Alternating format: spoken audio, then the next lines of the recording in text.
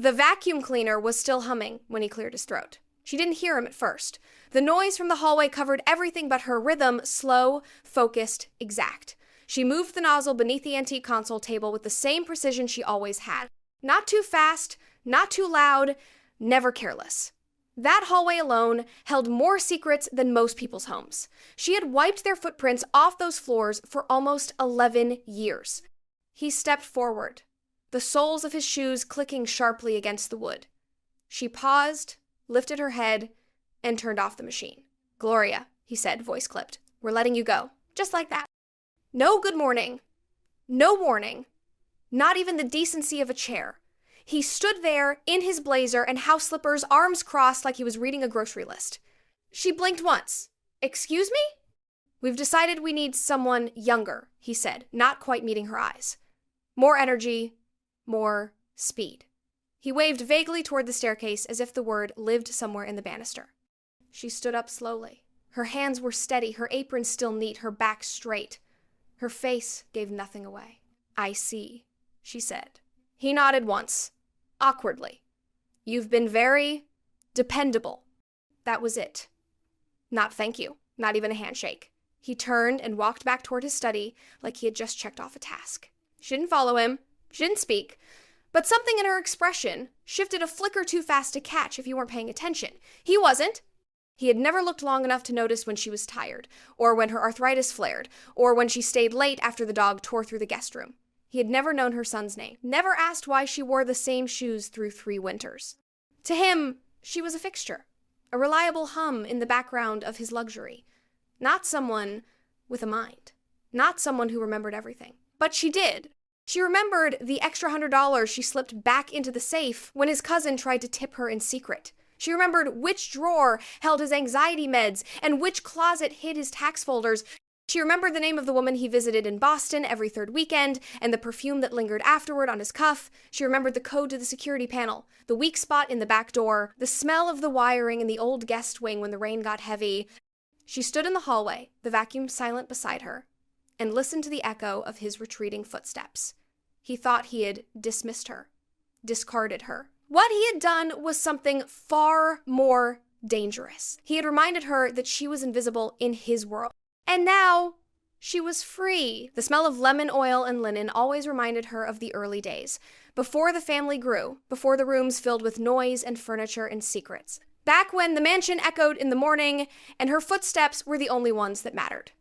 She would arrive before the sun touched the windows, keys already in hand, apron folded neatly in her bag, hair pulled back tight. It was quiet work then, peaceful, measured. Each surface had a rhythm. Each room, a language. She remembered polishing the grand piano with gloved hands while the master of the house took calls just a room away. He never paused, never looked up, never asked her name. Over the years, his voice grew louder, his posture stiffer, his demands sharper, but she never missed a spot, never forgot a request. Even when they did, she had been there through everything. Births, breakups, sudden moves. She had held the youngest daughter the first time the child had a fever, stayed an extra 3 hours after her shift when the nanny failed to show. She wiped wine from silk carpets before guests noticed, caught the family dog when it slipped out the back gate, helped patch a tear in a gown an hour before a gala. She had seen more than they knew, watched arguments begin and end through half-open doors, listened to whispered confessions between sisters in the hallway. Noted the subtle way the master would pour a second drink before lunch when the market dropped. She had picked up receipts that others dropped, filed away letters accidentally left in trash bins. She kept their secrets not because she had to, but because she believed in the quiet dignity of her job. But they never asked, never saw her. To them, she was part of the wallpaper, a reliable blur moving from room to room, someone who folded sheets like magic and made messes vanish without needing to be told twice. No one noticed the swelling in her knees after too many trips up the back stairs. No one asked why she winced on rainy mornings. They never saw the sharpness in her gaze, the way she took in every detail, the way she remembered everything. The house had aged, but so had she. The difference was that while it gained value, she lost it in their eyes. They saw the wear in her hands, but not the strength that built their comfort. They noticed her slower pace, but not the years of steps that came before it. She had given them more than service. She had given them presence, loyalty, a living memory of everything they'd chosen to forget. Now, she was gone, but she had taken her memories with her.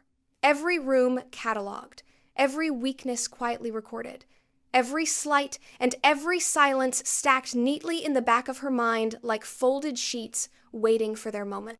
She had always been watching. Not because she planned to use it, but because they never thought she would. She started in the kitchen. Not because it mattered most, but because it was always where her days began. The floor tiles still held a faint mark near the sink, where a wine bottle shattered years ago during a fight no one else would admit happened. She had cleaned it that night in silence, the glass catching her palm. No one asked how it happened. No one asked if she was okay. She touched the edge of the countertop now, eyes scanning the room like it was a scene she already knew by heart. The cabinets were newer, replaced last fall, but they still squeaked when opened too quickly. The pantry had a false panel in the back. She had discovered it by accident, but never said a word. Inside it, she had once found receipts for an apartment lease that did not match the address on any mail that arrived in this house. From there, she moved into the formal dining room. Her steps were slow but steady, shoes making no sound against polished wood. The chandelier above still flickered every now and then, despite the electrician saying it was fixed. She had changed every bulb in that fixture more times than she could count. The light bounced now across the glass table she had buffed weekly with the same cloth her mother once used to clean a different man's estate. She paused at the base of the stairs. Her hands rested on the banister, and her fingers traced the groove she had dusted for more than a decade. Halfway up was a notch carved in by one of the children when they were small, hidden under years of polish. She had covered for it, told the interior designer it must have been an old flaw in the wood. No one had looked close enough to question her. Room by room, she walked. The master bedroom still smelled faintly of his cologne. On the dresser sat the same cufflinks she had placed there every Monday morning. One drawer had a false bottom. She had known this for years. Kept it a secret even when she had reason not to. Under the bed, tucked behind the leg, was a loose floorboard. She had never lifted it. She didn't need to. The guest bathroom still had water damage in the corner beneath the sink. She had mentioned it 3 times. No one had listened. Now, the rot crept quietly along the wall. Downstairs, in the library, she stood in front of the fireplace. The family portrait above the mantel had been updated 3 times since she arrived. She had never been in any of them. In the corner of the room, a dusty bookshelf leaned unevenly. Behind it, the faint outline of a forgotten wall safe. She touched nothing. She left every room exactly as she found it. But when she walked out of the house for the final time, keys in her hand, she carried more than anyone realized. Not items, not revenge, just knowledge, just memory. Everything they discarded as invisible she had recorded. Everything they ignored she had memorized. They would forget her by morning, but she would never forget them. It started small. A vase moved half an inch to the left on the hallway table. A lamp turned on in the study when no one remembered touching the switch. A familiar smell that came and went, lavender and wood polish, the exact blend she always used, lingering for a moment before disappearing. He noticed but dismissed it. His mind had been elsewhere lately. The new maid had quit after only 2 days, claiming the house felt wrong, like it was holding its breath. He had laughed at her behind her back, called her dramatic, said she couldn't handle the pace. But things did feel different. He had begun forgetting things, not just names or dates, but where he had left his keys, whether the back door was locked, why the lights flickered when it rained. He blamed the staff, blamed the wiring, blamed everything except the most obvious change. She was gone. Gloria, the woman who had moved through the house like part of its bones. And now, without her, something in the foundation had shifted. He tried to fill the silence with sound. Music, television, footsteps. But it only made the quiet feel louder when it returned. The house was clean, technically. Sheets were folded, windows dusted. But it didn't feel right. The scent of citrus never quite reached the corners. The rhythm of the space had fractured. He began checking the locks twice before bed, then 3 times.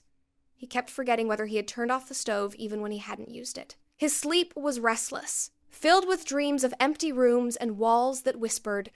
One night, he woke to a strange sound. Not loud, not sharp. Just a faint hissing, like a whisper under the floorboards. He sat up, blinking against the dark. For a moment, he thought he smelled something burning. Not smoke exactly, something softer, older, like scorched wood left to smolder. He padded into the hallway barefoot, robe half open. The lights were dimmed low and the scent had faded. No flames, no danger. He stood there, watching the stillness, waiting for the feeling to go away. It didn't. He checked every room. Everything was in its place. But as he passed the formal sitting room, he noticed one thing out of order. The window was open, just slightly. The same window Gloria used to crack open on spring mornings when the sun came through at just the right angle. He hadn't touched it in weeks. He closed it, locked it, then stood for a moment longer, listening. The house was quiet, too quiet. He told himself it was nothing, just nerves, just the echo of change. But he didn't go back to sleep. He poured a drink instead and sat by the fireplace until morning. By the time the sun rose, he had convinced himself it was all in his head. What he didn't know was that something had already been set in motion. And it was waiting, watching, gathering warmth. The night was too still. Not peaceful, still, in the way that feels staged, like the air itself is bracing for something. The sky above the mansion was cloudless, pale, and empty. Inside, everything was quiet. Too quiet. No music, no movement. Just the steady ticking of the grandfather clock in the hall and the occasional groan of old pipes beneath the floors. He was in the study, half asleep in his chair, a book resting on his chest, brandy half finished beside him. The fireplace had gone out hours ago. He hadn't bothered to relight it. Lately, he hadn't bothered with much. His robe hung loosely off one shoulder, and his eyes fluttered in and out of a shallow doze. Then it happened. A single crash, sharp and sudden, pierced the silence. Glass, shattering, somewhere near the back of the house. He jerked upright, the book sliding off his chest and hitting the floor with a dull thud. His heartbeat quickened. He listened, breath held, but no footsteps followed the sound. Just silence again. Then another noise, a low groan, almost like a whisper through the walls, followed by the unmistakable scent of smoke. Not the gentle, earthy kind from a fireplace. Something acrid. Something wrong. He stood, stumbling slightly, his feet bare against the cold wood floors. He opened the study door, and that was when he saw it. Smoke, rolling down the hallway like a slow-moving fog. Orange light flickering at the edges of the far doorway. Then a second flash. Then a third. He ran. No plan, no direction. The fire was already alive. Already hungry. It licked along the baseboards and danced up the drapes. The velvet armchairs in the lounge room were swallowed in seconds, the fabric blackening and curling in on itself like it had been waiting for this moment. He screamed for help, but no one was there. No guards, no staff, no neighbors awake at this hour. The fire moved with intention, not random, not accidental.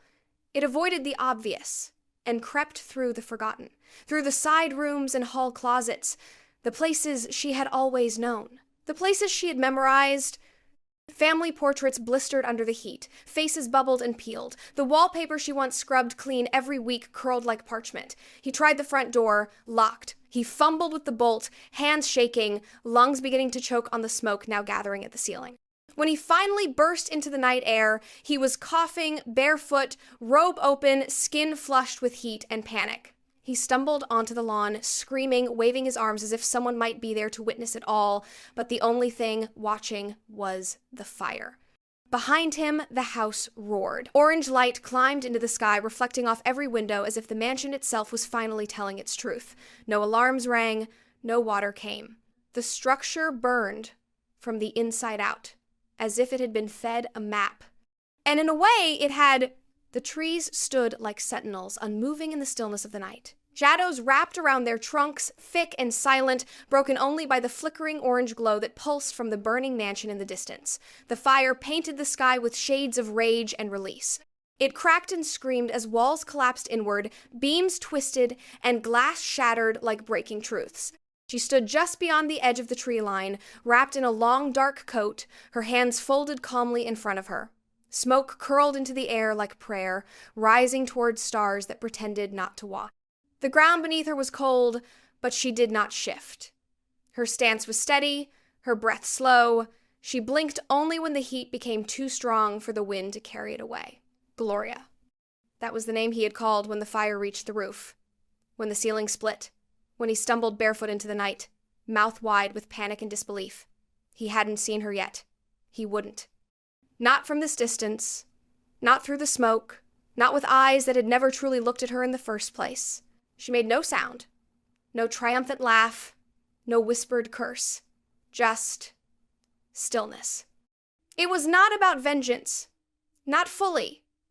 What burned behind her eyes was not joy, but release.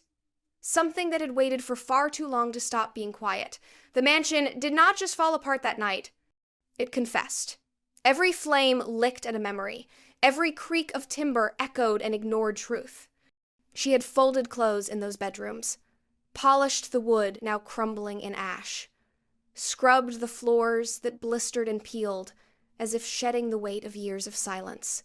She had listened to that household's secrets it was never built to carry, and now it let them go. The glow reached the tops of the trees, and still she did not flinch. In the windows, reflections of her past flickered a young version of herself, carefully replacing a broken vase before anyone noticed, tending to a child's fever with hands that no one ever called kind, standing in the shadows while others made decisions that touched her life without ever speaking her name. Now, it was her name that would never be spoken inside that house again, because there would be no house. As the final tower of flame roared upward and collapsed into itself, sending a burst of heat across the field, she finally stepped back. Only once. Only slightly. Then she turned, slowly, without hurry.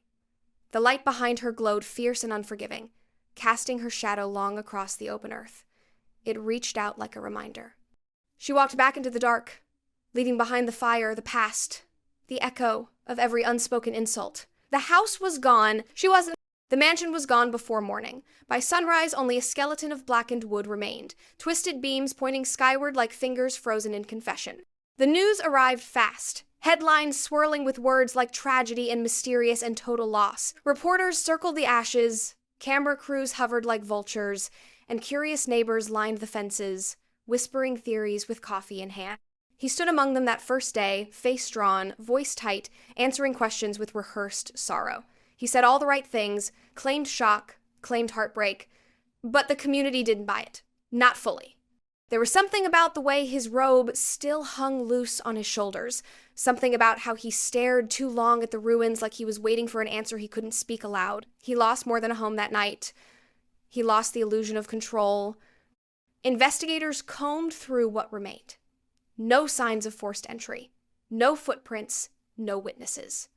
And when they asked about the maid, the one who had left just weeks earlier, no one thought to mention her by name. She had vanished from their records as easily as she had vanished from their memory. There were no fingerprints to trace, no footage to review, nothing left behind but the echo of something intentional.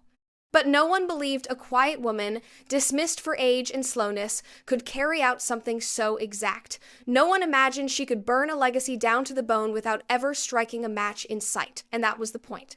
Far from the smoke and headlines, another town woke gently under the sun. A quiet main street, a secondhand bookstore, a diner with warm biscuits and soft music. In this place, she walked with steady steps and a name they'd never seen before. She wore her coat buttoned high, a scarf around her hair, and a stillness that drew attention but dared no one to question it. She found a small apartment with clean windows and quiet neighbors. Got a job at the local library. No uniforms, no bells, just shelves and pages and her own breath, unburdened. She kept to herself, but not in fear, in peace. No longer watching from the corners of someone else's home. No longer bent over floors that would never remember her. She didn't need gratitude, she didn't need applause, she needed space. And now she had it. Sometimes she would hear about the fire on television, a new interview, a retrospective. They called it tragic, they called it unexplainable. But no one ever mentioned the woman who folded their lives into order every day for over a decade. That story had been erased. But she remembered, she always would. And in the silence that followed Ash, she walked freely through a life she built for herself. No longer someone's servant, no longer someone's ghost. This time, she was her own beginning.